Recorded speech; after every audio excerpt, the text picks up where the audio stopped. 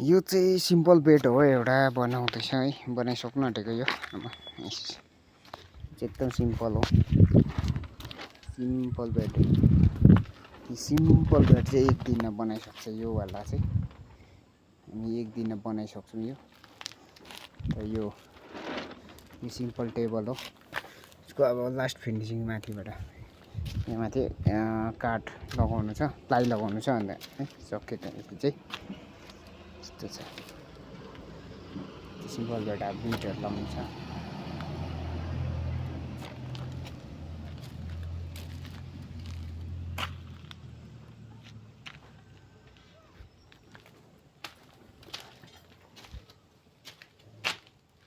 एउटा यहाँनिर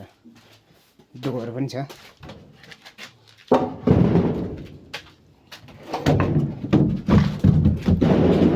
यो वाला डोर छ है यो वाला डोर छ यो तपाईको यो लगभग यो आफ्नै काठ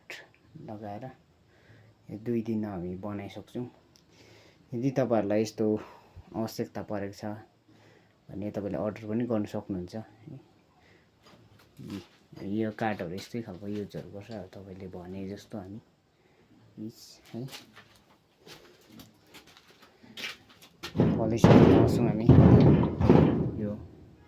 यो पलिस इन्डिगोको यो लगाउँछ यो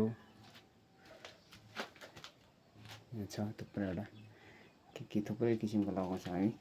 मिलाएर सो अझै फिनिसिङ टचिङ भइसकेको छैन यो फिनिसिङ गर्नु छ यसमा अब हातले अलिक पेपर गरेर यसमा पलिस दिनु छ यो है यो कलर यो पलिस लगाउनु छ यहाँ त्यसो गर्दाखेरि यो त वाटरप्रुफ हुन्छ एकदमै